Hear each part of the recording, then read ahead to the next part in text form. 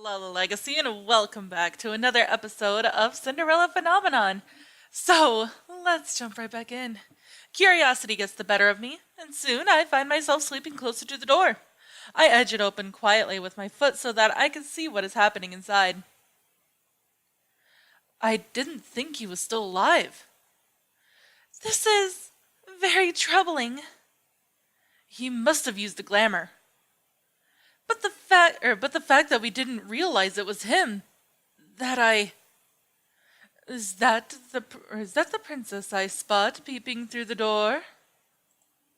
I try to hide, but all of the eyes in the room catch me before I can do so. Do you eavesdrop on people often, Melody? I had no real reason to eavesdrop on them besides my own curiosity. It's no harm done, Delora. Melody, are you almost done with your chores? Ever since that conversation with Parfait and Delora, I have noticed that the words Parfait and I speak to each other are strained. Delora, however, is unchanged. I expect sarcasm from her now, but she does not deliver. She simply stands still and looks at me somberly. I am? And what are you all talking about? Hiding more things from me? We're talking about the rumors that have been going around the palace. Or about the palace. What have you heard? I have a right to know what is happening at the palace. We would tell you if we knew for certain, Princess. Walt sighs as he runs a hand through his hair. I know the timing doesn't seem right, but I really should show myself out. I have a show early morning tomorrow. He glances around at all of us. I'm going to excuse myself for the night. Good night, everyone.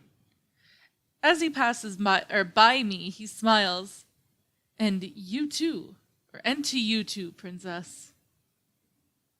Once again, everyone is being secretive.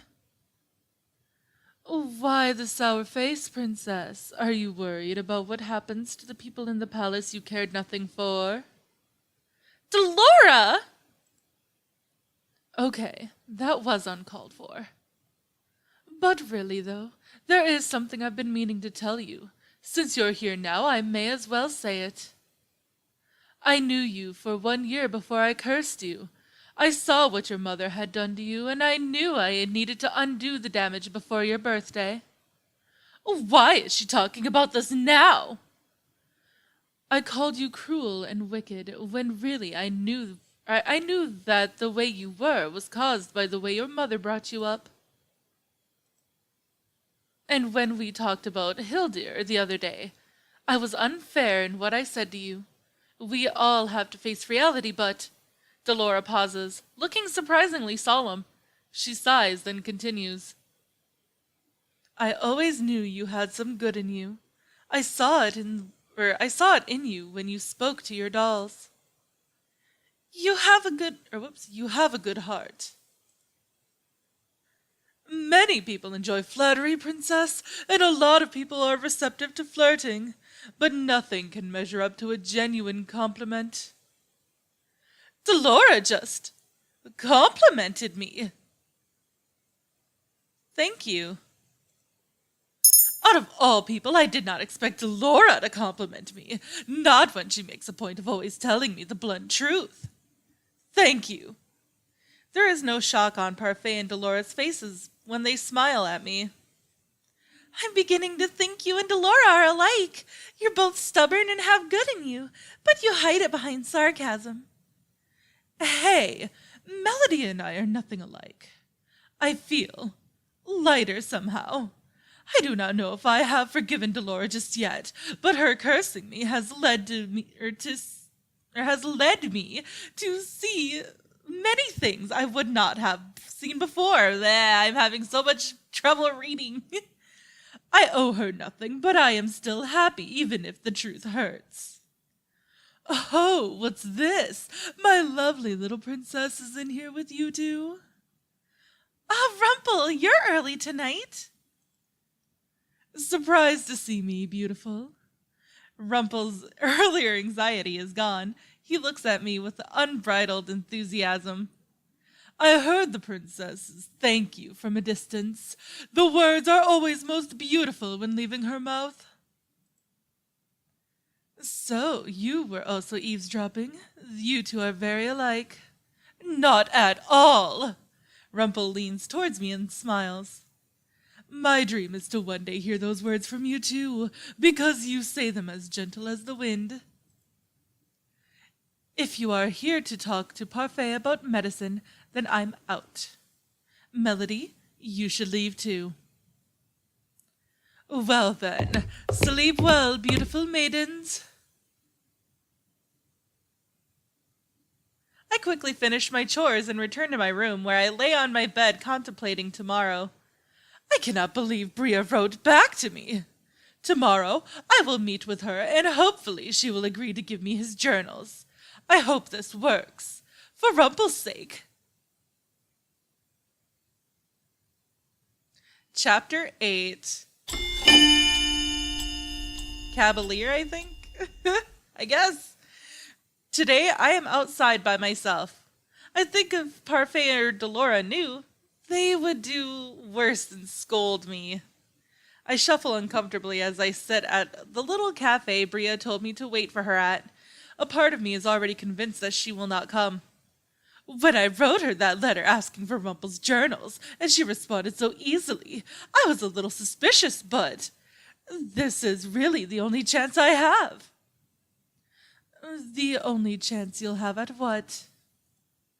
Bria appears in front of me, not looking altogether unpleased, but still not smiling. Nothing. I do not like her, but I will have to play nice if I want to get Rumpel's journals back. Thank you for meeting me out here. Bria takes a seat in front of me, her expression still flat.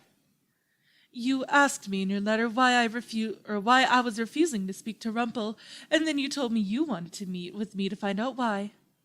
You want the journals too, don't you? She reaches into a bag and pulls out a few journals that I assume are Rumpel's. So she does have them! I know in your eyes I must seem the villain. But I'm not the only one at fault in this relationship. Years ago, when I met Rumpel, he was as he is now. Flirtatious, charming, over the top, and yet his compliments still made my heart soar. His compliments may be shallow, but Rumpel is far from it. I pined after him for years. He was learning medicine, and I was studying to take over my mother's sewing shop. In the first years that I knew him, Rumpel always complimented my work, even though it was nothing special. He insisted we do trade-offs. Trade-offs, sorry. When we started dating, he would offer me flowers and trinkets, and in exchange I would sew him some article of clothing. I could see he's still wearing the scarf that I made him. That scarf was from Bria. We fell in love. Rumpel became a changed man, more serious. He became a doctor, and I opened up a shop. We were supposed to have a fairy tale ending, but...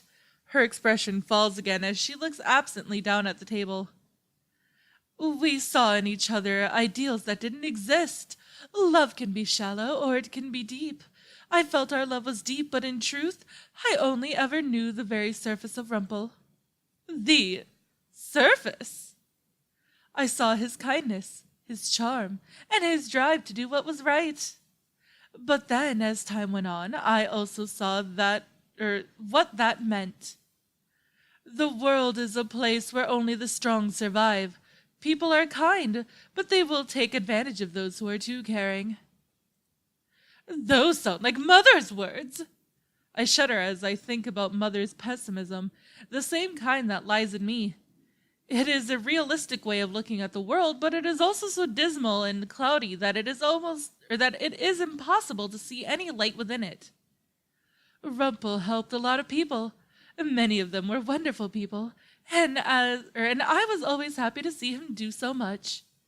But then, he started putting other people above himself, and because we lived together, that meant me as well. Maybe it sounds petty to you, but no woman wants to live in poverty. I look at her skeptically. In the back of my mind, I remember the convenience of luxury, of so much money. Then I recall the feelings of living poor on the streets and flinch. We had a house, and we had a reputation, but Rumpel refused money most of the time. He helped lots of poor people, but he also dried out our wallets. And whenever I brought it up to him, he would smile as if that could just get rid of all of our problems. He made a name for himself as a doctor who helped the poor for minimal money, sometimes for free. And even when I told him we needed more money, he put other people first. He was so selfless that he became selfish. And I told him before that he should have accepted money, that he needed it. So selfless he became selfish. I had to go behind his back and find payment. What I was making wasn't enough.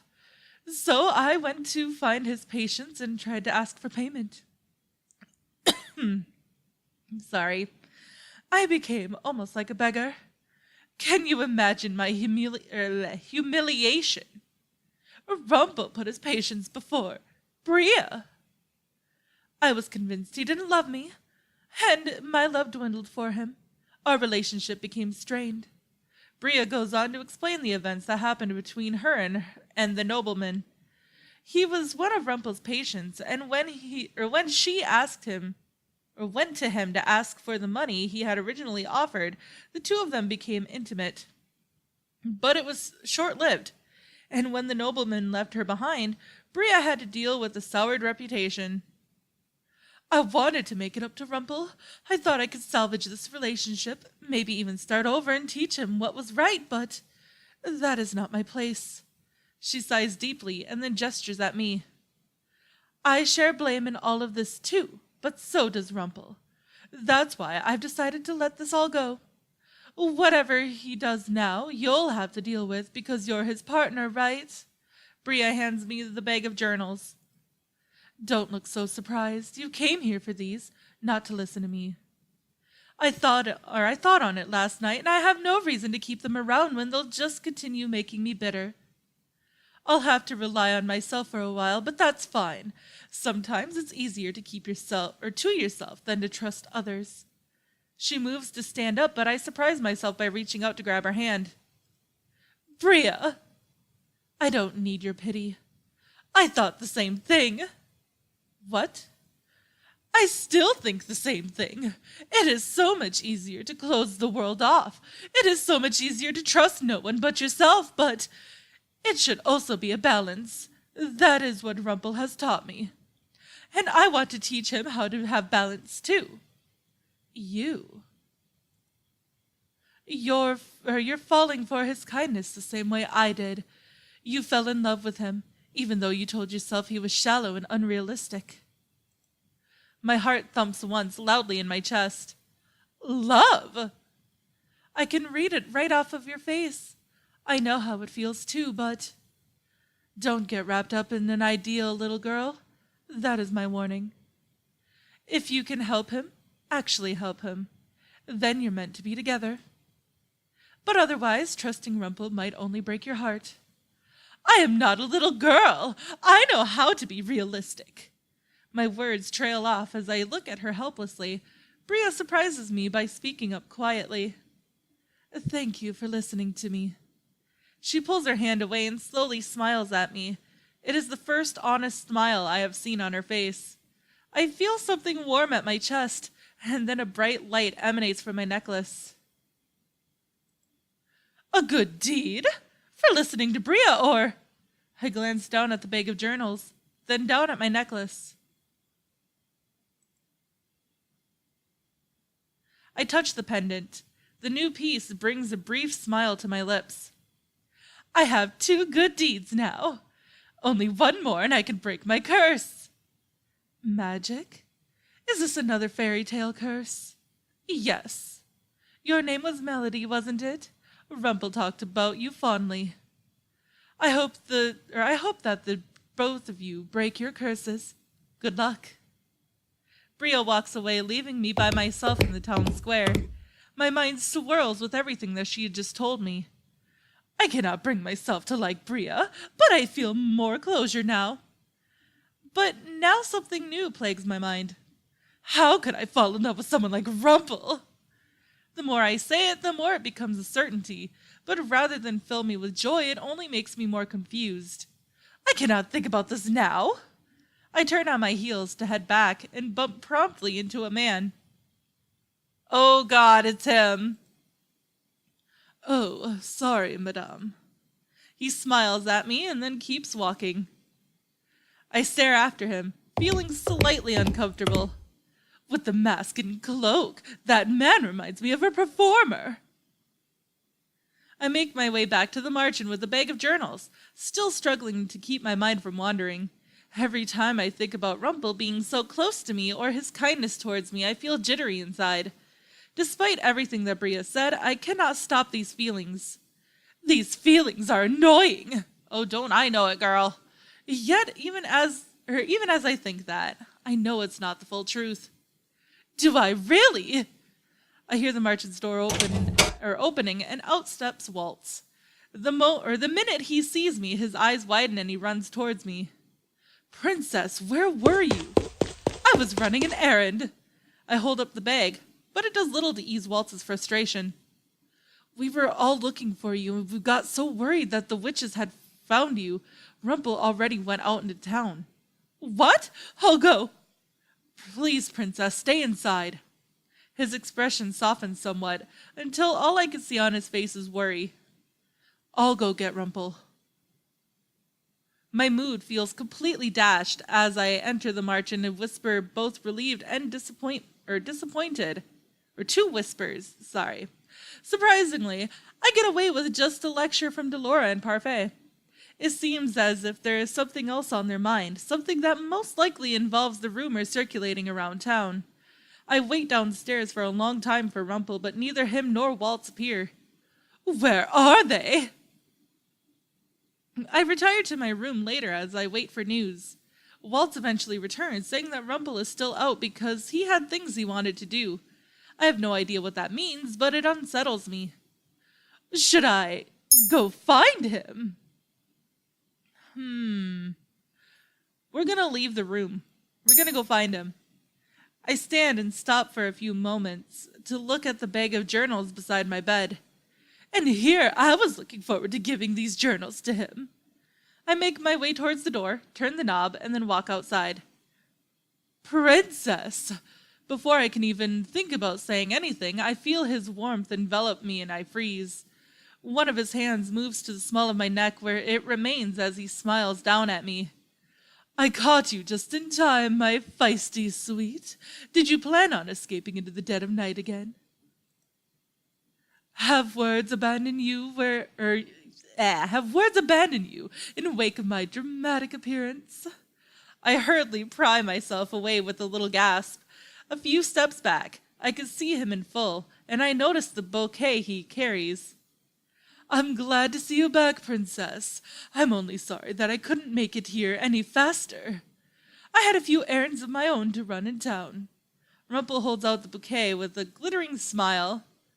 Like buying these flowers for the girl that I really like, for instance. I stare down at the beautiful bouquet made up of white lilies. Oh, lilies! Oh, and he appears, but the appearance slowly leaves my mind as I think of what Rumpel just said. He bought them for the girl he likes, not for me. My heart feels as if it might be pierced through with something sharp. My breath escapes my throat, but I cannot bring myself to inhale again.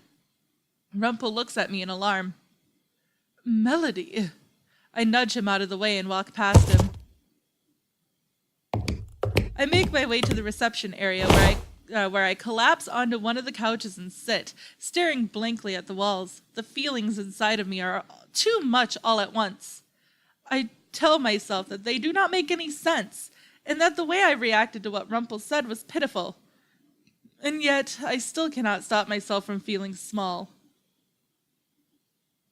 I sink into the couch and close my eyes, willing away the sounds of my rapidly beating heart and the tears stinging at the edge of my eyes. I am not weak. I will not cry. Mother told me. But the thought of Mother makes the tears worse, and soon I am sinking even further into the couch, trying to hide my tear-stained face in my hands. Mother! Bria! They both said the same things. They both see the bad in people, and I, too, have seen the bad in them. When I was on the streets, no one in Angiel showed me kindness. People will never show you kindness unless there is something in it for them. They will never. I feel sudden warmth as arms wrap around me. I recognize the sensation, the warmth, the comfort. It is also comforting, so soothing. I must be the worst person in the world. To make such a beautiful lady cry is a sin that I must atone for. But that is all the time that I have for this episode, guys. So, if you liked it, please give it a big thumbs up down below. And if you haven't already, subscribe. By subscribing, you're becoming part of a legacy. I love you guys so much, and I will see you in the next video. Bye-bye!